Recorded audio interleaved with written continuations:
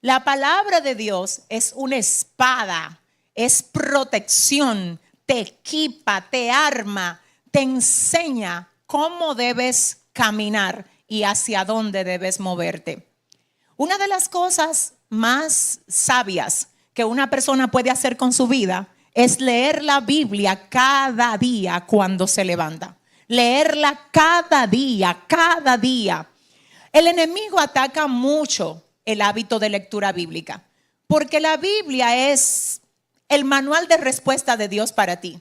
Por eso tú tienes que proteger tus buenos hábitos y sobre todo proteger el hábito de leer la palabra y el hábito de orar y hablar con el Señor. Protégelo, protégelo, ponle cerco. No dejes que nada lo dañe, protégelo con tu vida, porque de eso depende tu vida. Cuando andas en dirección, cuando andas afirmado, cuando andas firme, fortalecido, vas a tener más capacidad para enfrentar los desafíos que enfrentas cada día. Vas a entender mejor cómo debes responder a cada cosa que vives, a cada situación que enfrentas. Y la palabra está ahí, está presta para ti, es tuya, es tuya. El Señor está ahí, listo, dispuesto a guiarte en todo lo que a ti te haga falta. Ahora bien, si observamos exactamente cómo está compuesta la palabra, nos damos cuenta que el primer libro de la Biblia se llama como Génesis. El término Génesis literalmente significa comienzo. Por eso a veces usted escucha como hay personas que dicen, ay, en su Génesis quiere decir en su comienzo, en su origen, porque Génesis significa comienzo u origen. Entonces, ¿por qué significa exactamente origen o comienzo el libro de Génesis? Porque en este libro están registrados todos los comienzos que Dios estableció. Ahí está registrada la creación. Ahí está registrada la formación del hombre, la primera familia, la primera nación. Todo lo que es primero sale del libro de Génesis. Entonces, en Génesis nosotros podemos observar cómo Dios creó al ser humano. Y lo primero que yo quiero que nosotros observemos hoy aquí, sin que nada ni nadie te distraiga, es cómo Dios te creó. Porque cuando entiendes cómo eres creado, sabes entonces quién eres, de quién dependes y qué es lo que realmente hay en ti. En Génesis 2:7 dice: entonces Jehová Dios formó al hombre del polvo de la tierra y sopló en su nariz aliento de vida y fue el hombre un ser viviente. Alguien dirá, un momento, pero en Génesis 1:26 dice: dijo Dios, hagamos al hombre a nuestra imagen, conforme a nuestra semejanza. Y en Génesis 2:7 dice: entonces el Señor hizo al hombre del polvo de la tierra, lo formó. Exactamente el término en Génesis 2:7 es lo formó del polvo de la tierra. Es importante que establezcamos la diferencia que hay entre la hechura del hombre en Génesis 1:26 y lo que el Señor formó en Génesis 2:7. Porque en Génesis 1:26 el Señor está hablando de la sustancia del hombre. La sustancia del hombre, la esencia del hombre. Y en Génesis 2:7 está hablando del recipiente que contiene la esencia. No es lo mismo. Repito, cuando el Señor en Génesis 1:26 dice: hagamos al hombre a nuestra imagen, conforme a nuestra semejanza, habla de la esencia. Pero cuando en Génesis 2:7 dice: entonces Jehová Dios formó al hombre del polvo de la tierra y sopló en su nariz aliento de vida y fue el hombre un ser viviente, habla de el recipiente que contiene la esencia. Dicho esto, no es lo mismo hablar de la parte del lapicero que hablar de la tinta. No es lo mismo hablar del vaso que hablar del agua.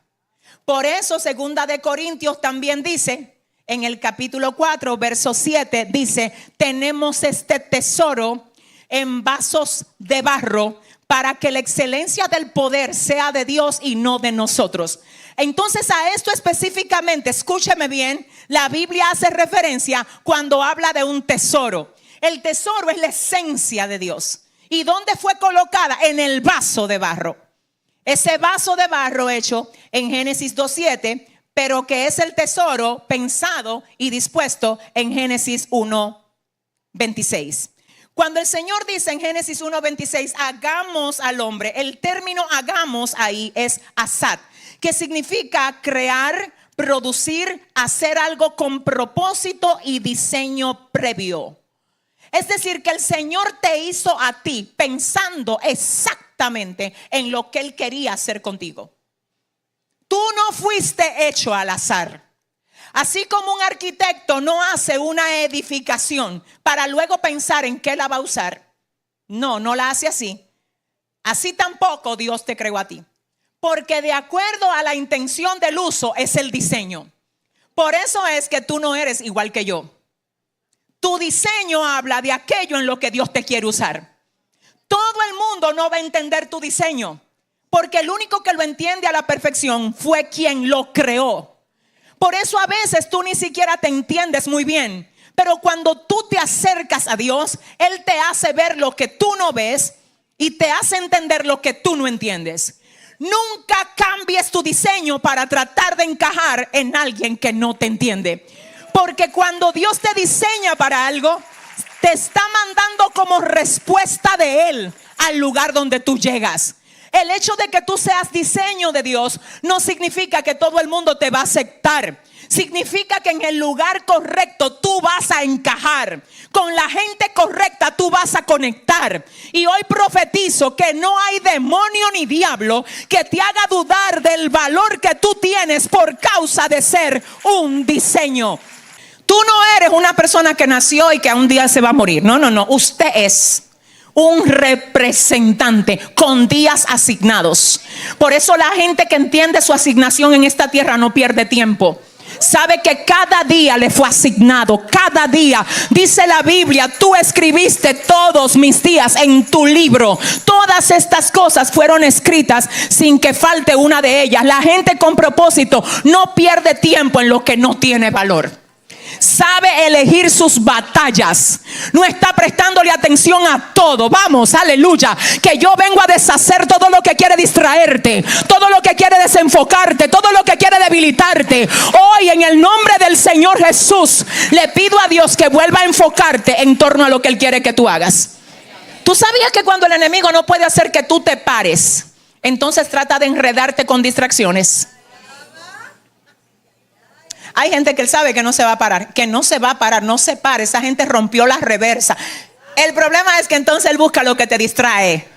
Algunos se distraen con cosas que no tienen nada de valor. Otros se distraen con batallas que nada que ver. Te voy a decir algo, elige bien tus batallas. Tú no puedes estar peleando con todo el que te tire piedras. Hay momentos donde tú vas a dejar que, ay Dios mío, aleluya, tú vas a tener que dejar que sea Dios el que saque la cara por ti. No te distraigas. El Señor dice, mira lo que pasa contigo. Tú tienes un tesoro dentro. Tesoro. Esa es mi esencia. Ese es mi propósito en ti. Pero yo puse ese tesoro en algo que se llama barro. Y tú eres el barro. La gente tiende a valorar más el barro que el tesoro. La gente se enfoca más en cuidar lo que el Señor hizo en Génesis 2:7 que lo que hizo en Génesis 1:26. Y te voy a decir lo que pasa con Génesis 2:7. Es importante lo de Génesis 2:7, pero por causa de que ya había una intención en Génesis 1:26. Si tú solo te quedas con el muñeco formado de Génesis 2:7, ese muñeco lo único que tiene es tierra, barro, de eso es. Lo que hace que haya vida, que haya propósito, que haya valor, es el soplo Dios. Y hoy el Señor vino a... Yo quiero que tú sepas que a todo lo que parecía muerto en tu vida, Él vino a hacerle el soplo de Dios. Y sopló Dios aliento de vida en el hombre, y fue el hombre un ser viviente. Dice el capítulo 3 del libro de Génesis, porque tierra eres. La Reina Valera dice, porque polvo eres, y al polvo vas a volver. La DHH dice, porque tierra eres, y a la tierra vas a volver. Porque tierra eres y a la tierra vas a volver. Ahora, ¿qué es lo que pasa con esta tierra que tiene tanto valor? No es la tierra, eso es tierra. Y por eso cuando nos vamos, el cementerio la recibe, la procesa y la convierte en tierra. Porque tierra eres. Y a la tierra, wow, Dios es, Dios mío. En la mañana decíamos que Dios es el dueño de los diamantes y no te hizo de diamante. Que es el dueño del oro y no te hizo de oro, te hizo de tierra, nos hizo de tierra, para asegurarse que nos puede dar forma, para asegurarse que somos moldeables. Cuando el orgullo te quiera atacar, dile a tu carne: soy tierra. Cuando la carne se quiera subir, cuando se quiera volver rebelde, cuando se le quiera olvidar, cuando se le quiera olvidar los favores que Dios le ha hecho, acuérdale a tu carne: soy tierra. Lo único que tengo es un tesoro soplado por el propósito de Dios. ¿Alguien dice amén? Por eso dice la Biblia que cuando nosotros no servimos al Señor, estamos muertos en delitos y en pecados. Porque espiritualmente, aunque caminemos y andemos y tengamos una figura, un lo que sea, sin Dios estamos muertos. Sin Dios estamos muertos. Pero con Dios, ay Dios, con Él, el propósito del cielo camina contigo y te mueve hacia cualquier lado donde Dios te lleve. Dele mejor ese aplauso, déselo más fuerte, déselo más fuerte. Cuando el enemigo te diga: no te humilles delante de nadie, dile: no, es que este es un tiempo que el Señor me ha provisto, Dios, para yo revelarlo a Él. Y donde quiera que yo percibo que se me activa la rebelión, yo la desarmo, porque soy tierra. Donde quiera que yo percibo que el enemigo me quiere hacer un boicot por causa de mi rebeldía, yo lo desarmo, porque soy tierra. Escuche cómo que usted tiene que andar ahora. Ande consciente que el enemigo quiere hacerte creer lo que tú no eres. Ese es su estilo. Por eso fue que lo expulsaron del cielo. Dice Jesús: yo vi a Satanás caer del cielo como un rayo. Y así hay gente que está cayendo todos los días como rayo. Caen del propósito, caen de posiciones de honra que Dios le ha dado. ¿Por qué? Porque dejan de entender que son tierra. Yo no sé en qué Dios te tiene, yo no sé hacia dónde te lleva, pero una cosa yo sé: deja la arrogancia, deja la rebeldía, déjate de estar humillando gente. Porque la misma mano que te hizo a ti,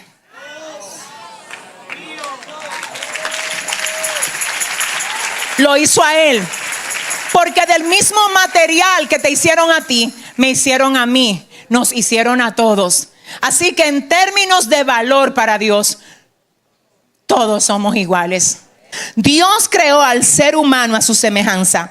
Creó al hombre y a la mujer. Luego los bendijo y los llamó seres humanos. Aquí se encuentran anotados los nombres de sus descendientes. ¿Por qué dice la TLA que los llamó seres humanos? ¿Y por qué dice la RBC que los llamó Adán? Lo que pasa es que el término Adán literalmente se traduce como hombre, humano y tierra. De hecho, tierra roja. Por eso los teólogos dicen que en el Génesis la tierra pudo haber sido roja, y que cuando el Señor hizo a Adán del polvo, ese matiz de rojez Él lo tenía dentro. Oh my God. Porque Adán literalmente se traduce como tierra roja, como hombre, como humano. Ahora bien, el punto es que de la palabra Adán sale Adamat, que es el original en hebreo, y de ahí mismo el latín se desprende con una misma palabra. La palabra para el latín de estos términos es humus. Diga conmigo: humus. Ese humus literalmente es lo que hace que entonces de ahí se desprenda la palabra humano. De humus, que es tierra, viene el término humano, y de humano, que es tierra, viene el término humildad. Entonces la humildad es reconocer que eres humus. Ay, si alguien está aquí, si alguien está aquí, dígale al que le quede cerca: abróchate el cinturón que Dios te va a hablar. Él no te cree todavía, no te cree ese vecino. Búscate un vecino que te crea. Dile: vecino, hey, Dios te va a hablar en esta hora. ¿Quiénes están listos para escuchar voz de Dios aquí? El término humildad no es algo como que una persona lo tiene, el otro no lo tiene. Es la esencia misma del ser humano.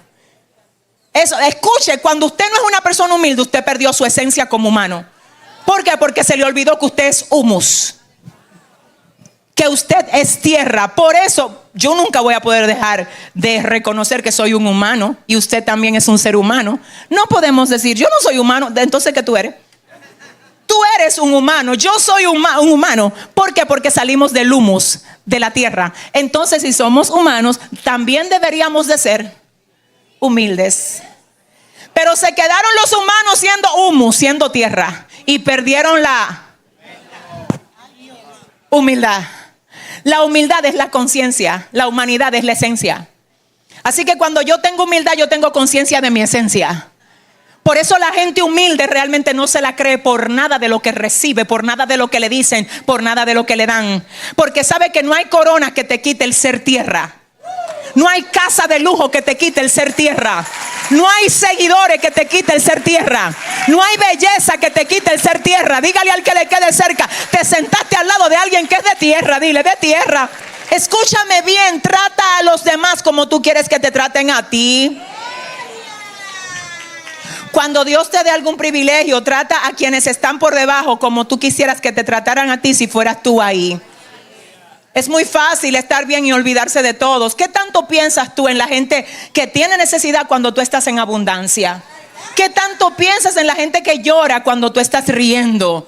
¿Qué tanto te importa pasarle por el lado a una madre que tiene un niño en los brazos que no ha comido mientras tú te mueves a un restaurante de lujo? Ah, Dios mío, dice el Señor, te estoy probando. Estoy probando cómo administrar lo que te di ahora para saber si te llevo hacia lo que está esperando por ti, que es mucho mayor que lo que ya te di. Si ese es el aplauso, déselo más fuerte al Señor. Déselo más fuerte.